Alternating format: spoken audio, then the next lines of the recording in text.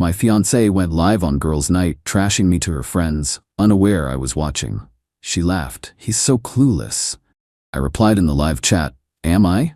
Then I ended the engagement publicly in the comments. She was panicking, trying to end the live stream as she realized what happened. I, 32M, am still kinda reeling, but also weirdly calm. Last night was supposed to be Rachel's 29F girls' night. We're getting married in 6 months. I was at home, scrolling through social media, bored. Her friend, Carolyn, who I've always found a bit much, went live. The title was Spilling Tea, Pre-Wedding Shenanigans. Curiosity killed the cat, right? I clicked, and there was Rachel, front and center. Glass of wine in hand, laughing her head off with Carolyn, and 2 other friends, Janet and Maria. At first, it was generic wedding stress stuff, venue deposits, dress fittings. Then Carolyn nudged Rachel. So come on, how's Mr. Perfect really holding up with all this? Is he still doing that adorable, heavy sarcasm thing where he double checks every spreadsheet? Rachel snorted. Oh my God, Patrick? He's so clueless. Thinks this whole wedding is just ticking boxes, budgets, timelines. He has no idea about the real stuff. Janet chimed in. Like how you're planning to re-educate him on home decor once you're married? Out with the bachelor pad beige. They all cackled. It got worse. Rachel, slurring slightly. Honestly, sometimes I think he's more in love with his job and his savings account than me. But it's fine, he's manageable. And he's got a good salary, so that'll fund the dream house, the dream vacations. Once I've trained him up a bit, obvious. He's whipped, girl. You've got him wrapped around your little finger. Rachel, preening. Pretty much. He's so predictable. So safe. He'd never suspect a thing. Thinks I'm just his sweet little angel. She then did this mock angelic face that made my stomach turn. She actually said, he's so clueless, and they all roared with laughter. My blood ran cold. This wasn't just wedding stress banter. This was contempt. Calculating. My chest felt tight. I wasn't angry, not then. It was more like a switch flipped. That cold, clear, oh, this is what's happening feeling. I typed in the live chat under my actual account name, am I? The comments were flying by, but Carolyn saw it. Her eyes widened. Rachel, she muttered, pointing to the screen. Rachel leaned in, squinting. Her smile froze. Then, pure unadulterated panic. Her face went white. Oh my God, Patrick! I typed again. Rachel, since you're sharing with everyone, let's be clear. The wedding is off. Engagement over. You can keep the dream house funded by someone else. Have a good night. She started fumbling with her phone, desperately trying to end the live. Her hands were shaking. Carolyn, stop it. End the stream. End it. The last thing I saw before it cut off was her face, a mask of horror, staring at her friends who looked equally stunned. My phone immediately started blowing up. Rachel, her mom, Carolyn. I ignored them, blocked Carolyn, turned off my phone, poured myself a stiff drink, sat there in the quiet. The ring, a custom piece we'd designed, felt heavy on my coffee table where I'd just placed it. 15 minutes later, my doorbell rang. Rachel, mascara streaking, looking like a mess. Her mom, Deborah, was with her, looking furious. Rachel, voice cracking, Patrick, please, it was a joke. Just stupid girl talk, it didn't mean anything. Deborah, stepping forward, young man, you have humiliated my daughter. Over a silly prank, you can't just call off a wedding in a comment section. I looked at Rachel. Was it a joke when you said I was clueless? Manageable? That my only value was my salary? No, I mean, yes, I said it, but it was the wine, and Carolyn egging me on. You know I love you. Me, calm? I don't think you do, Rachel. And I certainly don't love the person I just saw in that video. This is outrageous. We have deposits paid, guests invited. You are going to fix this, Patrick. Rachel is a good girl. She was just letting off steam. Deborah, with all due respect, your daughter publicly humiliated me and outlined her plans to use me. The only thing to fix is disentangling our lives. The wedding is off. That's final. Rachel started sobbing. My dress, the venue, my friends all saw. You've ruined everything. Me? You did that, Rachel, when you decided to broadcast your true feelings to the world. I told them to leave. Deborah kept screeching about money and reputation. Rachel just cried. Eventually they left. My phone is still going wild. Texts from her friends, some angry, some confused. I don't feel much, just empty and weirdly resolved. I need to call my lawyer tomorrow, and the venue, and everyone else. This is going to be a mess. But better a mess now than a disaster of a marriage. Update 1. Wow. What a fortnight. Thanks for all the messages. Do most of you get it? Some of you think I was harsh? Fair enough, but you weren't on the other side of that screen. So the fallout. Rachel didn't take final as final. The day after the live stream incident, as I now call it, she and Deborah showed up at my work, my actual office, caused a scene in the lobby. Rachel crying, Deborah demanding to speak to my boss to make him see sense. Security had to escort them out. My boss, thankfully, is a decent guy, heard the short version from me later, and just said, "Handle your personal life, Patrick, but not in my lobby." Mortifying. Then came the demands. Through her newly acquired lawyer, a Mr. Samuel, apparently, I owed her for emotional distress and public humiliation, and for all non-refundable wedding expenses. The sheer audacity. Mr. Samuel sent a letter demanding I pay her $10,000 for the deposits she, read, her parents mostly, and some of my contributions paid, plus an additional $5,000 for her suffering.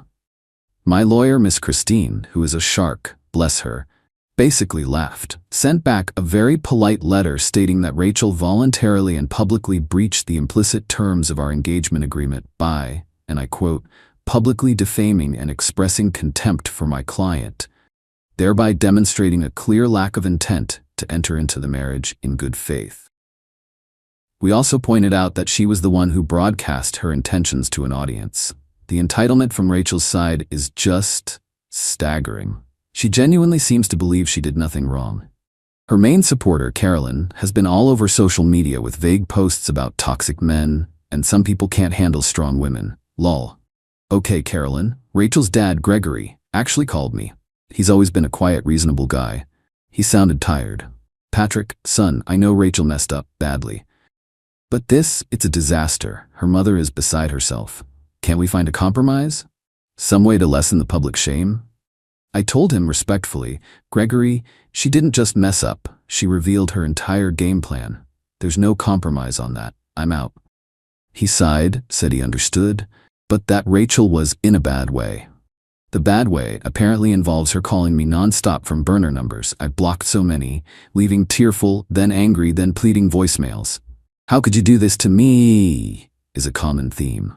And the dirty tricks started. Small stuff, but telling. My Netflix password got changed. It was a shared account. I've since secured all mine.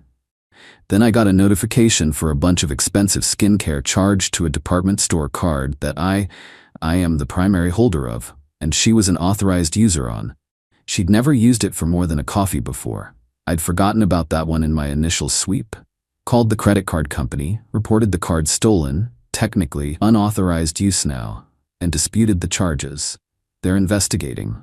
It was over $800 in fancy creams and serums. Like, really? Your life is imploding and you go on a revenge beauty binge on my dime? Miss Christine is already compiling all this. The attempted charges, the harassment at work, the voicemails. She said it paints a picture of someone who is not acting in good faith, which will be helpful if they actually try to sue for those deposits. A couple of our mutual friends have reached out. Some are supportive of me. Others are trying the, she's really sorry, she's just young and dumb angle. Young, maybe. Dumb? Not in the way she meant it. Calculating is the word. The biggest headache is the venue. They're holding firm on the deposit, which was significant, about $8,000, half of which I paid directly. Rachel's parents paid the other half. Her lawyer is arguing I should forfeit my half and reimburse them for theirs because I unilaterally canceled. Miss Christine is arguing that Rachel's actions constituted a fundamental breach, making the contract impossible to fulfill under the original pretenses. It's a stalemate for now. It's draining, I'm not gonna lie. There are moments when I just feel this wave of sadness for the relationship I thought I had. But then I remember her face, laughing with her friends about how clueless I was, and the calm returns.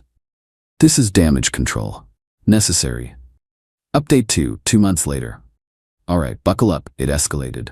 Because of course it did. So Mr. Samuel, Rachel's lawyer, must have realized the emotional distress angle wasn't flying, especially after Miss Christine sent him a compilation of Rachel's, let's call them enthusiastic voicemails and a log of the blocked numbers. Not to mention the security report from my office. Their new strategy? Pure, unadulterated financial warfare, with a heavy dose of entitlement. First, the venue. They actually tried to sue me for the full venue cost, arguing I broke the contract. Miss Christine was ready. We countersued for my half of the deposit, citing Rachel's actions as the reason for cancellation. We also had the saved live stream footage, thank you screen recording, and the chat logs. When Mr. Samuel was made aware, we had irrefutable proof of Rachel's statements before I commented, including her explicitly stating her financial motivations. He suddenly became much more amenable to settling the venue issue. Funny how that works. In the end, we both lost our deposits. Annoying, but better than paying for the whole damn thing. Rachel's parents were apparently livid they didn't get their money back from me. Then Rachel and Deborah doubled down on the public humiliation and ruined reputation angle, but this time they got nasty. Someone, and I have my very strong suspicions it was Carolyn, goaded by Rachel, started spreading rumors. Really ugly stuff. They began messaging my female colleagues and friends of friends on social media with fabricated stories about me being controlling, emotionally abusive, even hinting at financial impropriety at my job. Just vile, baseless accusations designed to wreck my personal and professional life. My boss called me in again. This time, he was more concerned. He'd received an anonymous email, surprise, surprise, with some of these allegations. I was furious, but I kept my cool. I explained the situation, the live stream, the breakup, the harassment. I said, this is retaliation, it's baseless. He knows my work ethic, knows my character. He said HR would have to do a cursory confidential check due to the nature of the allegations, financial stuff, which is serious in my field. It was a stressful week, but thankfully it was all dismissed as unsubstantiated. The damage, though, to my peace of mind? Huge. This was the line, the absolute limit. Trashing me to her friends was one thing, trying to bleed me dry financially was another. But attempting to destroy my career and reputation with lies? Game on. All gloves off. Miss Christine was already working on a cease and desist for harassment. After the work rumors, we upgraded. We filed for a restraining order, citing the stalking behavior, workplace, burner phones, the financial harassment, attempted credit card fraud, and now defamation. We included sworn affidavits from colleagues who received the messages and the anonymous email to my boss. The hearing was something else. Rachel showed up looking like butter wouldn't melt, all teary-eyed and victim. Deborah was there, scowling. Carolyn was there too, smirking from the back until the judge told her to sit down and be quiet or be removed. Mr. Samuel tried to paint Rachel as the heartbroken, wronged woman. Miss Christine just played a few key snippets from the live stream. The clueless comment, the manageable comment, the his salary will fund the dream house comment. Then she presented the evidence of the workplace harassment, the attempted credit card fraud, the sheer volume of calls from blocked numbers. When Miss Christine brought up the anonymous emails and messages to my colleagues, Rachel actually whispered, "Carolyn, you weren't supposed to," loud enough for our side to hear. Mr. Samuel looked like he wanted the ground to swallow him. The judge was not impressed with Rachel at all. He lectured her about accountability and the seriousness of making false allegations. He granted the restraining order. Rachel has to stay 100 yards away from me, my home, and my workplace. No contact, direct or indirect. That means no more calls, no texts, no social media messages, and critically, no getting her friends to do her dirty work. Carolyn looked like she'd swallowed a wasp when that part was read out. The look on Rachel's face when the restraining order was granted? Pure shock. Like she genuinely couldn't believe there were consequences. Deborah was sputtering about appealing. As for the revenge part, it wasn't about theatrics, it was about precision. The live stream.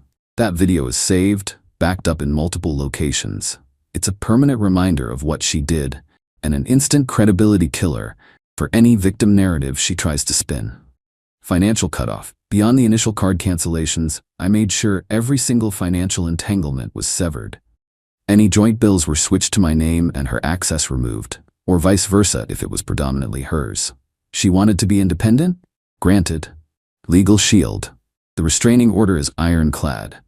Any attempt to harass me now has immediate legal repercussions. Miss Christine also sent Mr. Samuel a very strongly worded letter outlining potential civil action for defamation if any further false statements are made by Rachel or anyone demonstrably acting on her behalf. We named Carolyn specifically as a person of interest in that letter regarding the rumor spreading.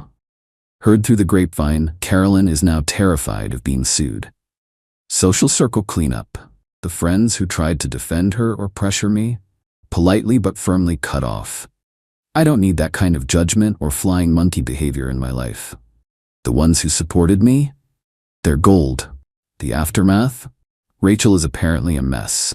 Her parents are furious with her for the legal costs and the restraining order, which is now a public record. The dream wedding savings are gone, eaten up by lawyers and lost deposits. Heard she had to move back in with her parents because her part-time job doesn't cover her lifestyle, especially now that my clueless salary isn't in the picture. There was no dramatic, "I hope you learned your lesson" speech from me. Just the cold, hard reality of her actions hitting her. Orchestrated by the legal system she inadvertently invoked. She wanted to play games. She found out I knew the rules better. I'm not happy about this. There's a lingering bitterness, but there's also peace. The constant barrage has stopped. I can breathe. I'm focusing on my work, my real friends, and rebuilding. It'll take time to trust someone like that again, but that's a problem for future Patrick. Present Patrick is just glad the circus has finally left town, even if I had to legally compel them to pack their tents. She thought I was clueless. Turns out she was the one who had no idea what she was getting herself into.